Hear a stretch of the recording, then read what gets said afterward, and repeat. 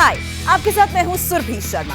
India TV YouTube channel subscribe करिए, bell icon दबाएं। और इस वक्त हमारे साथ जुड़ रहे हैं दिल्ली के उप मुख्यमंत्री मनीष सिसोदिया जी। मनीष जी, आपका स्वागत है। और अच्छी खबर ये आपने दर्शकों को दी कि दिल्ली में कोरोना के मामले लगातार कम हो रहे हैं और आज का जो लेटेस्ट आंकड़ा है उसके मुताबिक तो तकरीबन 10,500 के करीब ही नए मामले आए हैं और 14,000 से ज्यादा लोग ठीक हुए हैं। तो ये दिल्ली के लिए बहुत राहत की बात है। तो आप सबसे पहले दिल्ली के लोग आपसे यही जानना चाह रहे होंगे कि हम जिस पीक की बात कर रहे थे या इस सेकेंड वेव में जो सबसे खराब हालात दिल्ली में होने थे वो हो चुके हैं, अब हम बेहतरी की ओर हैं?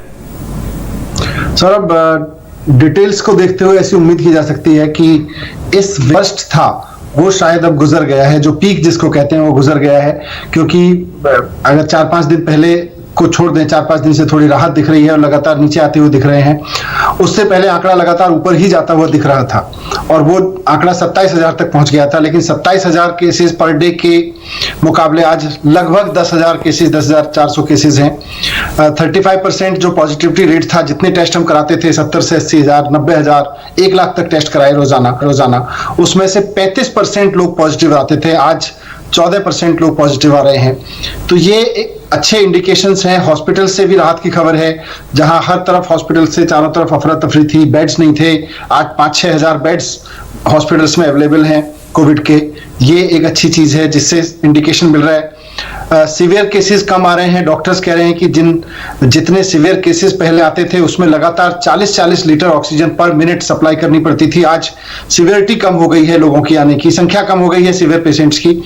तो उन सब से मिलके कुछ राहत की खबरें ही हैं। हालांकि अभी कितना नीचे जाएगा और ये कहां ठहरेगा आंकड़ा, इस पे कहना मुश्किल है। इसीलिए हम बार बार कह रहे हैं कि vaccine is the ultimate solution. अगर हम अपने सब लोगों को जल्द से जल्द वैक्सीन लगा दें तो सबसे बड़ा फायदा ये होगा कि कोविड अगर उनको हुआ भी तो उसके बाद इतना सीवियर कंडीशन नहीं होगी। हो सकता है किसी को हॉस्पिटल जाने की जरूरत ना पड़े वैक्सीन लगने के बाद।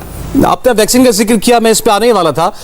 अब ये जो हम आपकी लगातार प्रेस कॉन्फ्रेंस देख रहे हैं या मुख्यमंत्री अरविंद केजरीवाल जो बात वैक्सीन को लेकर के कह रहे हैं, एक बार जैसे ऑक्सीजन को लेकर आपके और केंद्र सरकार के बीच में कुछ खींचतान नजर आ रही थी, अब ऐसे वैक्सीन को लेकर दिखाई देने लगा है। आपकी मांग कुछ और है, उनका दावा कुछ और है। आप मुझे बताइए, दिल्ली में वैक्सीन की कमी अगर है तो क्यों है? देखो, वैक्सीन तो पूरे देश में आज एक जैसी स्थिति है और हम सब ये मानते हैं कि वैक्सीन नई है, वैक्सीन का प्रोडक्शन उतना स्केल अप होने में समय लगेगा। लेकिन मैं मानता हूं कि हमारे देश में सेंट्रल गवर्नमेंट से एक बड़ी गलती जो हुई है वो है कि 6.5 करोड़ वैक्सीन हमने विदेश को बेच दी। जो वैक्सीन हमारे देश में काम आनी चाहिए थी, जो वैक्सीन पे हमारे देश के लोगों का हक था, वो चाहे दिल्ली के लोग लगते या नोएडा के लगते या कहीं और के लोगों को लगती, लेकिन देश के 6.5 करोड़ लोगों को अगर वैक्सीन लगी होती तो ये एक बड़ा कंट्रीब्यूशन होता पिछले 3 महीने में और शायद इन 6.5 लोगों को कोरोना से सुरक्षित मान लिया जाता। वो हमसे एक बड़ी गलती हुई है एज ए नेशन कि हमने 6.5 करोड़ वैक्सीन जो अपने देश को देनी थी, हमने पाकिस्तान को दे दी, हमने अफगानिस्तान को दे दी, हमने ईरान को दे दी, हमने सऊदी अरब को बेच दी, हमने बांग्लादेश को बेच दी। ये नहीं करना चाहिए था। तो पहली चीज तो ये। दूसरा, आज जिसके इंडिकेशन सेंट्रल गवर्नमेंट ने दिए हैं शायद, कि जब वैक्सीन बन गई तो उसका फॉर्मूला देश की वो 30-40 जो कंपनियां हैं, हो सकता है 20 हो 25 हो, जो वैक्सीन बनाने की क्षमता रखती हैं, ये फॉर्मूला उन सबको दे देना चाहिए और उन सबसे 15-20 दिन में वैक्सीन का प्रोडक्शन कराना शुरू कर देना चाहिए ताकि वैक्सीन बड़े लेवल पे उपलब्ध हो सके। ये दोनों कदम अभी तक नहीं उठाए गए। ये ढील ढाल क्यों रही, इस पर लापरवाही क्यों रही, ये हमारे भी समझ से परे है, पर ये मैं कहूंगा कि मिसमैनेजमेंट ही है। मैं इन दोनों सवालों का इस पर हम लोग आगे बात करते हैं क्योंकि बहुत सफाई दी गई है केंद्र सरकार की और बीजेपी की तरफ से। पहले आप मुझे दिल्ली में वैक्सीन की अभी की स्थिति बताइए। कल ये कहा गया था आपकी सरकार की तरफ से कि हमें 100 सेंटर बंद करने पड़े। आज दिल्ली में अगर कोई वैक्सीन लगवाना चाहता है, सेकेंड डोज या फर्स्ट डोज, तो क्या वो वैक्सीन है? जो 45+ एज के लोग हैं उनके लिए तो वैक्सीन है और आज की तारीख में हमारे पास लगभग 2.5 लाख वैक्सीन बची हुई है जो हम कोविशील्ड और कोवैक्सीन दोनों लोगों को उपलब्ध करा रहे हैं अलग अलग सेंटर्स पर। उसके लिए हमारे पास लगभग 300 से करीब सेंटर्स हमारे चल रहे हैं जी। 18 से 44 साल के उम्र के लोगों के लिए जो स्टेट गवर्नमेंट ने प्रोक्योर की थी वैक्सीन, वो हमें कोवैक्सीन मिली थी, जो कोवैक्सीन अब खत्म हो गई है। तो कोवैक्सीन के लगभग 144 सेंटर, 100 सेंटर्स करीब कल बंद किए थे और 44 सेंटर्स आज बंद किए हैं।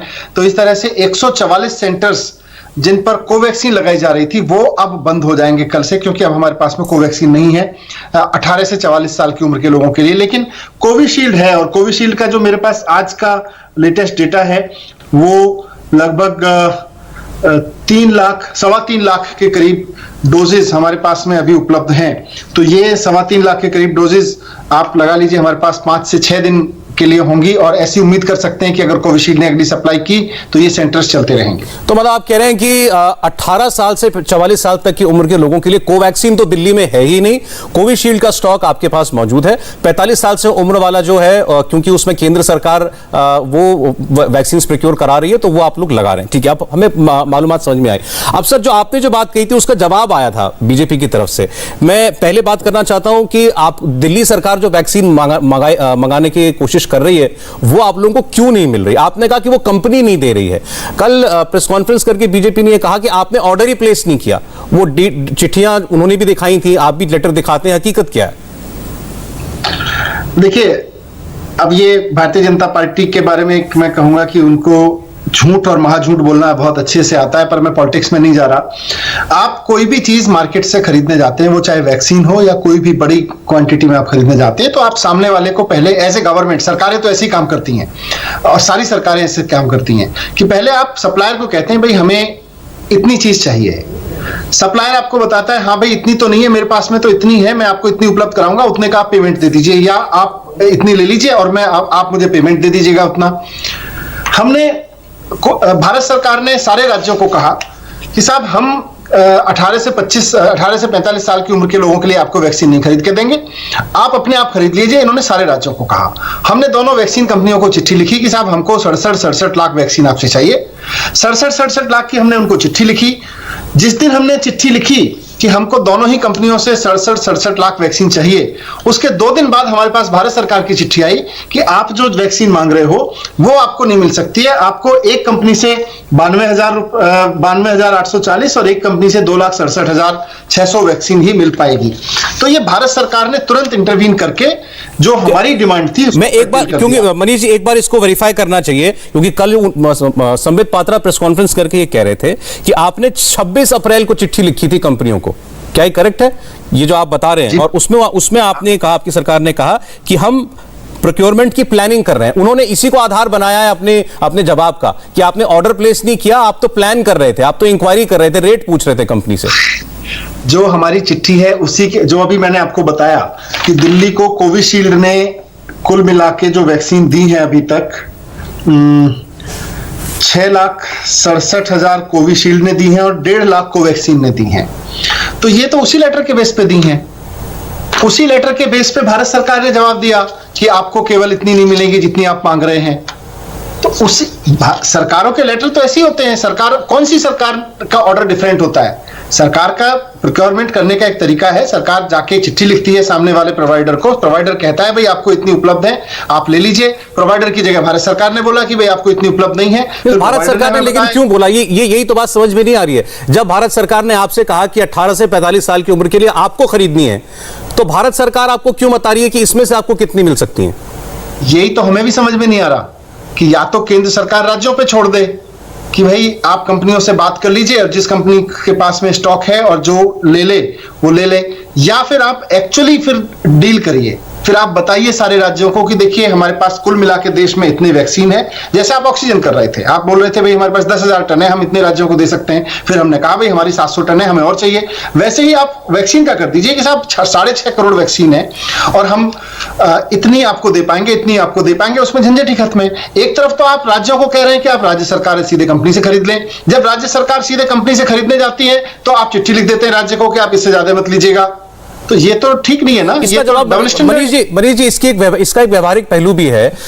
ये आपने जैसे खुद कहा कि देश में 6-7 करोड़ वैक्सीन एक महीने की बनती है और उसमें भी 90% के करीब जो है वो कोविशील्ड बनती है। कोवैक्सीन जिसकी आपके शहर में कमी है, राज्य में, वो लगभग 1 करोड़ ही बनती है। अब अगर आप उससे 67 लाख मांग लेंगे 1 करोड़ में से एक महीने की, तो देश में तो 28 राज्य हैं और छोटे यूनियन टेरिटरीज हैं। हर राज्य को वो चाहिए, तो बंटवारा वो आपको 1 करोड़ में से 67 लाख केवल दिल्ली को तो नहीं देगा। ये तो व्यवहारिक बात है। हाँ बिल्कुल व्यवहारिक बात है। तो इसीलिए हमने कहा फिर केंद्र सरकार इसकी जिम्मेदारी निभाए केंद्र सरकार को ये जिम्मेदारी निभानी चाहिए कि भाई वैक्सीन कौन कितनी लेगा, फिर उसमें झगड़ा झंझट खत्म है। फिर हमने भी कोवैक्सीन और कोविशील्ड को यही कहा ना कि हमें अगले 3 महीने में आप हमें इतनी इतनी डोज उपलब्ध करा दीजिए। यही काम केंद्र सरकार भी कर सकती थी। इसका जवाब वो ये देते हैं कि भाई ये राज्य तो हमसे कह रहे थे ना पहले कि आप हमारे ऊपर छोड़िए, डिसेंट्रलाइज कीजिए। तो अब डिसेंट्रलाइज कर दिया तो फिर बीच में टांग क्यों अड़ा रहे हैं? बीच में टांग अड़ाना बंद करिए फिर। तो अब इस वक्त आप लोगों की मांग क्या है कि सारा वैक्सीनेशन का प्रोग्राम केंद्र सरकार के जरिए चलना चाहिए? हमारी मांग यह है, पहले तो जो एक्सपोर्ट हो रहा है उसको तुरंत बंद किया जाए, क्योंकि एक्सपोर्ट सबसे बड़ा अपराध किया है भारत के लोगों के साथ में केंद्र सरकार ने। जो जिस वैक्सीन पे भारत के लोगों का हक था वो विदेशों में जाके बेचती, ये नहीं करना चाहिए था। इसको एक्सपोर्ट को तुरंत बंद किया जाए। दूसरा, अब इंटरनेशनल मार्केट में जो ये सरकार, हम जानते हैं कि प्रोडक्शन इतना ही होगा, इंटरनेशनल मार्केट में जो वैक्सीन उपलब्ध है उसको भारत सरकार देश में लाने की जिम्मेदारी निभाए। और तीसरा कि जो 2 वैक्सीन का फॉर्मूला है वो देश की सारी वैक्सीन बनाने वाली कंपनियों को तुरंत उपलब्ध कराया जाए और उनको निर्देश दिया जाए, रिक्वेस्ट नहीं, उनको निर्देश किया जाए कि आपकी इतनी कैपेसिटी है, आप इतना प्रोड्यूस करके तुरंत देना शुरू कीजिए देश में।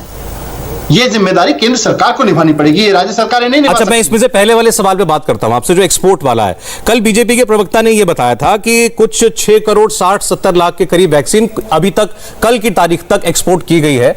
इसमें से केवल 1 करोड़ जो है वो एड के तौर पर दी गई, और वो भी भारत के आसपास के देशों के लिए, क्योंकि उनका यह कहना था ये हमसे इनकी सरहद लगती है, हमारे यहां इनका ट्रैवल होता है, तो हमारी सुरक्षा भी होती है अगर हम इनको वैक्सीन देते हैं। और बाकी का उन्होंने कहा कि लायबिलिटी थी उन कंपनियों की, किसी ने लाइसेंस लिया था विदेश से, किसी ने बाहर से रॉ मटेरियल लिया था, तो उसकी एवज में उनको वो वैक्सीन सप्लाई करनी ही थी। और इसमें केंद्र में किसी की भी सरकार होती, इतना अमाउंट वैक्सीन तो उनको देना ही पड़ता, ये हमारी मजबूरी थी देना। सौरभ जी, दुनिया में केवल भारत में ही केंद्र सरकार नहीं है, दुनिया के सारे देशों में सरकारें हैं। अमेरिका में भी सरकार है, यूरोप के कंट्रीज में भी सरकारें हैं।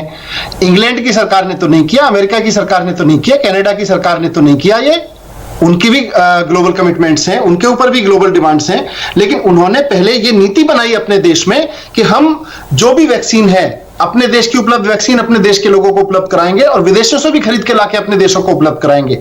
उसके बाद वो कमिटमेंट पे गए। फ्रांस इसका सबसे बड़ा उदाहरण है। फ्रांस ने अपनी सारी आबादी के लिए पहले वैक्सीन उपलब्ध कराई और उसके बाद जो काम हम जनवरी से करते आ रहे हैं, फ्रांस ने अप्रैल में केवल 1 लाख डोज दी। उन्होंने 6 करोड़ डोज नहीं दी, उन्होंने केवल 1 लाख डोज इंटरनेशनल कम्युनिटी के लिए दी। हमारी सरकार ने बोला हम अपने को तो बाद में देख लेंगे, हमारे यहां तो मरते गिरते रहेंगे, कोई दिक्कत नहीं है, हम तो विदेशों में बांट आते हैं, पहले उसमें नाम होता है, ग्लोबल कमिटमेंट पूरा किया, इसका नाम होता है। फ्रांस के ऊपर ग्लोबल कमिटमेंट का प्रेशर नहीं है क्या? अमेरिका के ऊपर प्रेशर नहीं है क्या? यूरोप के बाकी देशों के ऊपर प्रेशर नहीं है क्या? जापान के ऊपर प्रेशर नहीं है क्या? कौन से देश के ऊपर प्रेशर नहीं है? लेकिन सरकारों को तय करना पड़ेगा, और यही किसी सरकार का अपने देश के लोगों के लिए कमिटमेंट और उसकी मजबूती सामने आती है कि वो अपने देश के लोगों के लिए खड़ी हुई कि नहीं हुई। देखिए, मैं इसमें केवल फैक्ट और पॉलिटिक्स अलग अलग करके देखना चाहता हूं। अब जो ये हमारी जो सबसे ज्यादा वैक्सीन आ रही है वो कोविशील्ड आ रही है सीरम इंस्टीट्यूट की। सीरम इंस्टीट्यूट के पास अपना लाइसेंस तो है नहीं, एस्ट्राजेनेका का लाइसेंस है, ऑक्सफोर्ड में वो वैक्सीन बनी है, यहां सब लाइसेंस है उसके पास।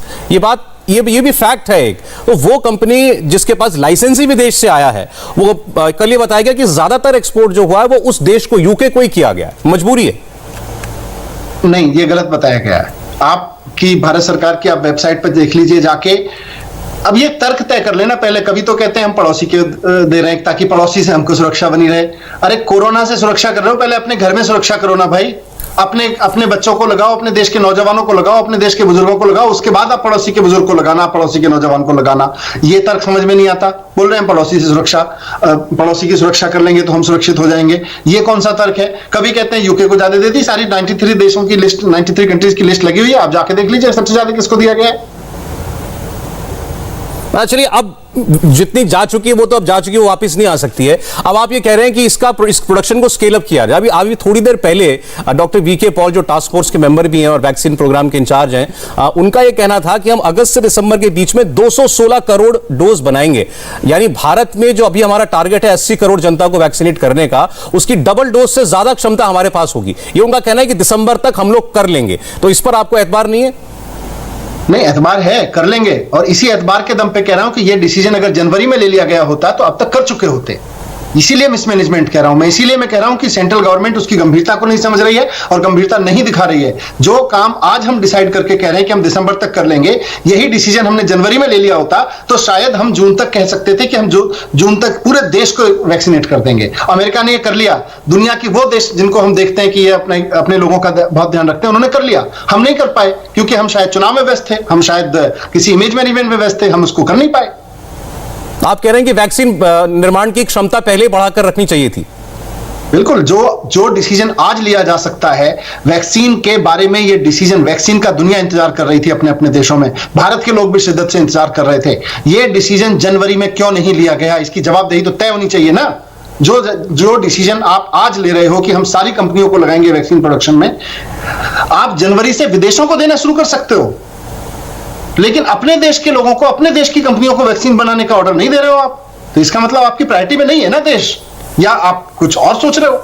नहीं, इसका उन्होंने तर्क ये दिया था खासकर क्योंकि उन्होंने कहा कि देखिए लाइसेंस हम कोविशील्ड का तो हमारे पास है नहीं, विदेशी लाइसेंस है वो तो हम नहीं दे सकते, लेकिन जो बायोटेक, भारत बायोटेक का कोवैक्सीन का लाइसेंस है वो हम और पीएसयूज को और प्राइवेट कंपनियों को दे रहे हैं। लेकिन ये कहा कि उसके लिए एक बहुत सेफ एनवायरनमेंट की वो टेक्निकल बात है। उन्होंने कहा कि वो इंफ्रास्ट्रक्चर हर कंपनी के पास नहीं है, हर फार्मास्यूटिकल कंपनी के पास नहीं है, वो चुनिंदा कंपनियों के पास है और उसको भी क्रिएट करने में वक्त लगता है। जब वक्त लगता है ना तो ये वक्त जनवरी से शुरू होना चाहिए था। तो आप जून तक, आज आप खड़े होकर कह रहे हो कि हम बनाना शुरू कर रहे हैं, हम लाइसेंस, जब पूरे देश से हाहाकार मचा कि वैक्सीन दीजिए वैक्सीन दीजिए वैक्सीन दीजिए, तब आप ये डिसीजन ले रहे हैं कि हम बाकी कंपनियों को वैक्सीन बनाने का ठेका दिलवाएंगे, बनाने का फॉर्मूला दिलवाएंगे। ये फॉर्मूला अगर आपने जनवरी में दिलवा दिया होता तो उतने ही समय में, जितना समय अब लगेगा, आप जून तक आते आते कह सकते थे कि हम 216 करोड़ वैक्सीन बना चुके हैं। अभी आप कह रहे हो, आप भरोसा दिला रहे हो कि हम दिसंबर तक बनाएंगे, आपको जून तक बना के दे देनी चाहिए थी, मई तक बना के आपको दे देनी चाहिए थी। फेलियर है, मान लीजिए फेलियर है, मानना चाहिए कि फेलियर है। अच्छा, अब आप अपने लेवल पर दिल्ली की सरकार क्या करेगी? बहुत से राज्य जो हैं वो, हालांकि मांग तो वो भी ये कर रहे हैं कि केंद्र सरकार प्रोक्योर करे विदेशों से, लेकिन वो खुद भी ग्लोबल टेंडर निकाल रहे हैं।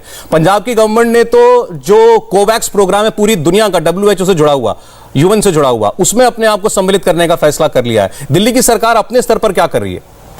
हम भी इंटरनेशनल लेवल पर जहां जहां से बातचीत हो सकती है, जहां जहां से हम हाथ पैर मार के लाने की कोशिश कर सकते हैं, हम ला रहे हैं, लाने की कोशिश कर रहे हैं। लेकिन मैं फिर से कहूंगा कि ये कोई बहुत अच्छी सिचुएशन नहीं है कि मैं किसी कंपनी के सामने जाके कहूं मुझे अपनी वैक्सीन 700 रुपए में दे दीजिए। कंपनी मेरे से डील कर रही हो, तब तक पड़ोसी राज्य जाके कहेगा मैं 750 में दे दूंगा जी, आप मुझे इनको मत दीजिए, मुझे दे दीजिए। फिर हम कहेंगे नहीं नहीं 750 में मत दीजिए, 800 में दे दीजिए। ये ग्लोबल टेंडरिंग, ये इंटरनेशनल भिड़ंत जो है, जो भारत सरकार राज्यों के बीच में कराना चाहती है, ये कोई बहुत अच्छी सिचुएशन नहीं है। दुनिया के किसी देश ने ऐसा नहीं किया।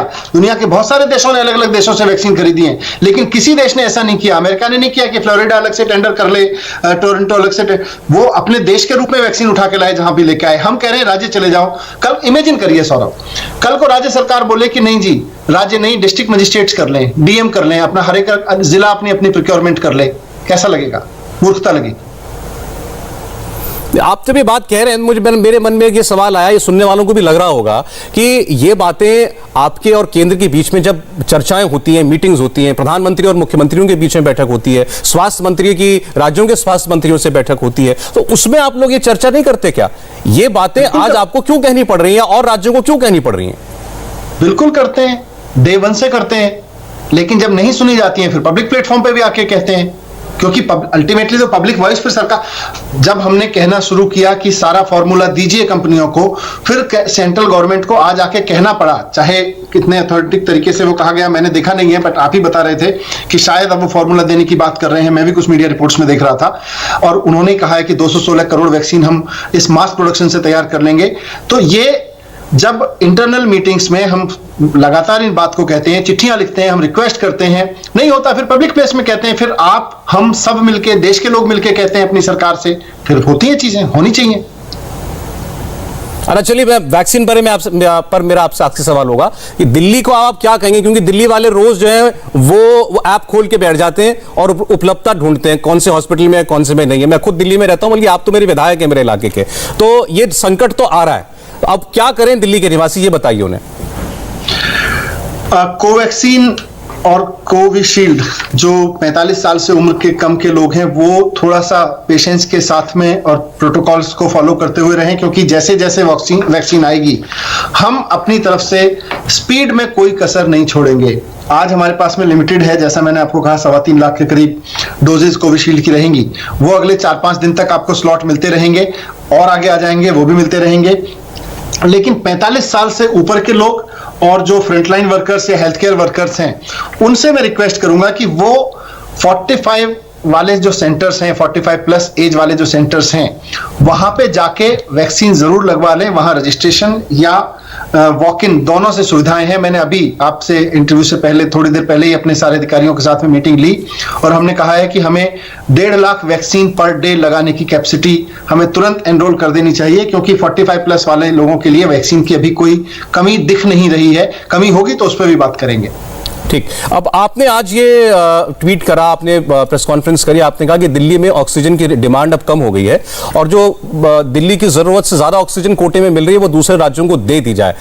मैं दिल्ली का निवासी होने के नाते भी आपसे ये सवाल पूछ रहा हूं, आप पूरी तरीके से आश्वस्त हैं ये बात कहते हुए कि दोबारा वो नौबत नहीं आएगी जो आपसे 15 दिन पहले थी, जब आपको 700 मीट्रिक टन, कभी कभी तो आपने कहा 900 मीट्रिक टन ऑक्सीजन की जरूरत है? देखो सौरभ, ये सारा कैलकुलेशन बेड ऑक्यूपेंसी के बेस्ड पे किया गया है।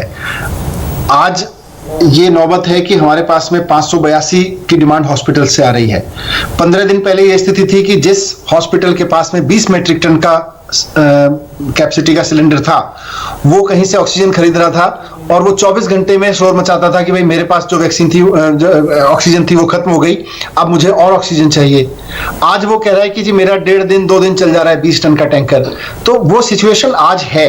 कल जो सिचुएशन थी हमने कल के हिसाब से डिमांड रखी, आज जो सिचुएशन है हम आज के हिसाब से अपनी दिल्ली की जरूरत को कैलकुलेट करके दे रहे हैं।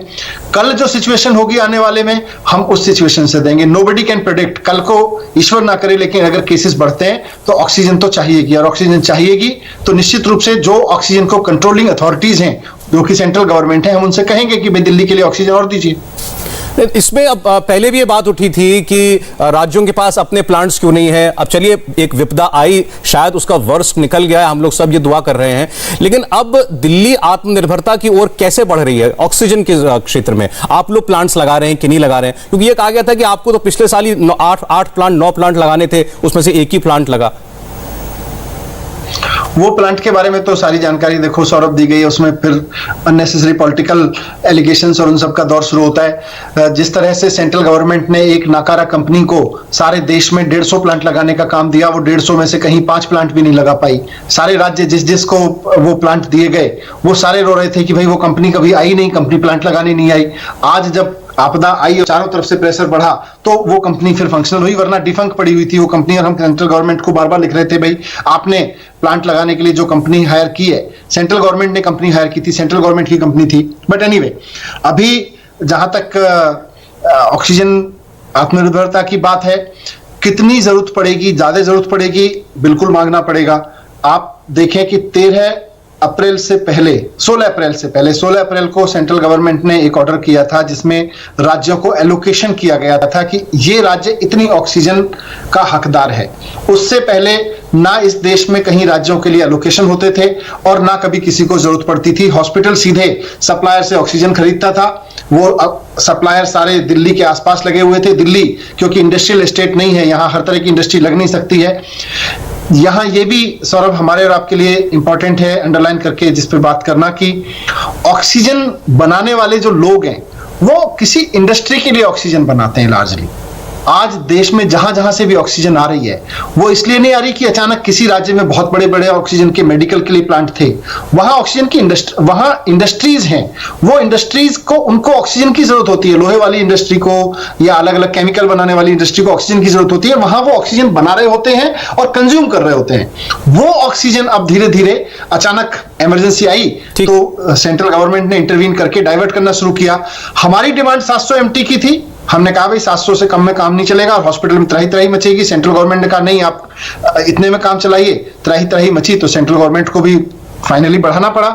लेकिन हम शुक्रगुजार हैं सहयोग के कि उन्होंने सहयोग दिया, सही समय पे सहयोग मिला तो कम से कम थोड़ी त्राही त्राही मची, SOS हुआ, लेकिन उसके बावजूद चीजें मैनेज हुई। मैं इसलिए आपसे पूछ रहा था कि अब आपके स्तर पर भी ये काम हो रहा है या नहीं, कि हॉस्पिटल्स के पास अपने कैप्टिव प्लांट्स भी हों, कि हमारे कम से कम ये नौबत दोबारा ना आए कि अब ट्रेनों के जरिए टैंकर मंगाए जाएं। नहीं, लाने अगर डिमांड बढ़ेगी तो ट्रेनों के जरिए मंगाने ही पड़ेंगे। कहीं भी किसी भी राज्य में कभी भी ऐसा नहीं हो सकता कि आप किसी भी एक लोकेलिटी में कि आप कभी भी ये कर दें कि नहीं अब यहां हम 1000 टन की ऑक्सीजन रोज बनाने लगेंगे, ये हो नहीं पाएगा। आपको ईस्ट कोस्ट पे जो इंडस्ट्रियल सेक्टर्स हैं, छत्तीसगढ़ है, उड़ीसा है, वेस्ट बंगाल है, वहां पर आपकी फैक्ट्रीज बहुत ज्यादा हैं और उन्हीं में ऑक्सीजन ज्यादा बनती है, तो वहां से लानी ही पड़ेंगी आपको फिर। अच्छा ठीक है मनीष जी, ये सवाल जैसा भी आपने भी कहा कि ये सब काम जनवरी में क्यों नहीं हुए, आपने कहा कि लोग केंद्र सरकार चुनाव में व्यस्त थी। ये सवाल केंद्र से बार बार पूछा जा रहा है, हम भी पूछ रहे हैं, लेकिन हम राज्यों से भी ये जानना चाहते हैं कि अगर केंद्र पर यह आरोप है कि वो इस दूसरी लहर को भांपने में, इसकी इंटेंसिटी, तीव्रता को भांपने में नाकाम रह गई, तो ये काम तो राज्यों का भी था ना। ये तो राज्यों को भी दिख रहा होगा कि भाई कोरोना के मामले बढ़ रहे हैं। आफ्टर ऑल दिल्ली में लॉकडाउन लगाने का फैसला आपको एक स्टेज पर करना पड़ा, तो कोई ये भी कह सकता है कि आप वो काम पहले भी कर सकते थे।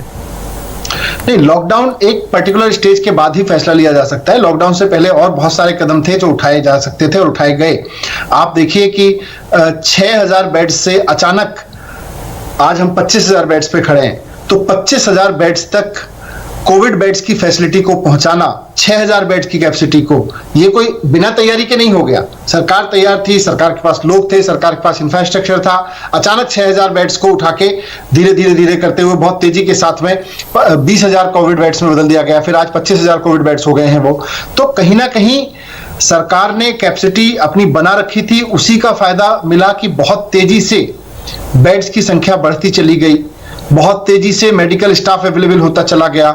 नहीं तो अगर वो तैयारियां नहीं होती तो शायद 6000-7000 बेड्स के बाद में हाथ खड़े करने पड़ते कि और पेशेंट नहीं लिए जा सकते। देखिए, क्योंकि ये कहा गया मनीष जी कि जो पिछले साल जो कोरोना की लहर आई थी उसके अंदर जो इंफ्रास्ट्रक्चर खड़ा किया गया था, तो उसमें आप लोग शायद ये मान बैठे कि अब दोबारा ऐसे हालात नहीं होंगे, तो वो कुछ टेम्पररी हॉस्पिटल्स या कोविड फैसिलिटीज वो वाइंड अप कर दी गई, और फिर अब जब दूसरी लहर आई तो उसको खड़ा करने में और वक्त लग गया। नहीं, उसमें तो मुझे नहीं लगता कि कुछ वक्त लगा, क्योंकि जो फैसिलिटीज पहले खड़ी की गई थी वो सारी तो बहुत इतनी तेजी से 6000 बेड्स को 19,000 तक पहुंचाया गया एक हफ्ते के दौरान, फिर उसके तुरंत बाद में 22,000 पहुंचाया गया, फिर 25,000 तक पहुंचा दिया गया। तो ये सिर्फ इसलिए पहुंचाया जा सका क्योंकि वो सारी तैयारियां थी, वो सारे चीजें सिस्टम्स इन प्लेस थे। वो सिस्टम्स इन प्लेस नहीं होते तो 6-7 हजार बेड से ज्यादा दिल्ली में बेड्स उपलब्ध नहीं हो पाते। आज अगर 25,000 बेड्स दिल्ली में उपलब्ध हैं तो इसलिए क्योंकि वो तैयारियां थी, और अचानक जैसे जैसे केस बढ़ते चले गए वैसे वैसे एक ही क्राइसिस हुआ पूरी दिल्ली में इस दौरान, वो सबसे बड़ा क्राइसिस था ऑक्सीजन का। हमारी बेड्स की बढ़ाने की संख्या 35,000 तक थी, ऑक्सीजन नहीं मिलने के कारण जिस वक्त सबसे ज्यादा पीक था हमको अपने आप को 25,000 पे रोकना पड़ा। अगर हमको ऑक्सीजन और उपलब्ध हो गई होती जहां से भी और जैसे भी, तो उस वक्त शायद हम उस संख्या को 35,000 तक ले जा सकते थे। अच्छा, ये क्यों हुआ? लेकिन आपके और केंद्र के बीच में ऑक्सीजन को लेकर विवाद क्यों नहीं हुआ? ये झगड़ा हमने किसी और राज्य और सेंटर के बीच में क्यों नहीं देखा? नौबत यहां तक आ गई कि सेंटर को ये कहना पड़ा कि हम ऑडिट कराएंगे कि दिल्ली में कितनी ऑक्सीजन और कैसे यूज हो रही है। और इल्जाम ये है कि आज ये कहा गया कि आज जो आपने कहा है कि एक्स्ट्रा ऑक्सीजन है और राज्यों को दे दें, ये इसीलिए क्योंकि अब ऑडिट से डर रहे हैं, ये आरोप लगाया जा रहा है आप पे। देखिए, ऑक्सीजन कोई हम तो पी नहीं रहे थे, हमने अपने लिए कि भाई हमें रोज 2 गिलास ऑक्सीजन एक्स्ट्रा चाहिए, उसके लिए तो नहीं थी, पेशेंट्स में थी। और जो SOS हुए वो हॉस्पिटल से हुए। जो इल्जाम लगा रहे हैं कि हम ज्यादा मांग रहे थे, वो पूछे ना कि भाई वो हॉस्पिटल्स इतने सारे क्यों रो रहे थे, उनके बेचारे डॉक्टर्स क्यों रो रहे थे, वहां मरीज क्यों तड़प रहे थे, क्यों परेशान थे कि अगर अगले 4 घंटे में ऑक्सीजन नहीं आई तो हमको क्या होगा। तो ये जो पॉलिटिक्स की बात अलग है, पॉलिटिक्स में आरोप प्रत्यारोप लगते रहते हैं, लेकिन जो दिल्ली का इतना बड़ा मेडिकल टीम है, प्राइवेट गवर्नमेंट का सेक्टर का, वो सारे के सारे कहीं ना कहीं हाथ जोड़ के बैठे थे कि अगर 4 घंटे 5 घंटे में ऑक्सीजन नहीं आई, और रोज इस तरह पे बैठे रहते थे। मेरे पास में 50 हॉस्पिटल के डॉक्टर्स या उनके जो MS फोन करते थे, SMS करते थे, सर 8 घंटे की रह गई है, शाम तक की रह गई है, रात तक की रह गई है, कुछ देख लीजिएगा। मैंने कहा देख लेते हैं, कुछ SOS करवाते हैं। तो वो सारे लोग ऑक्सीजन मांग रहे थे यार।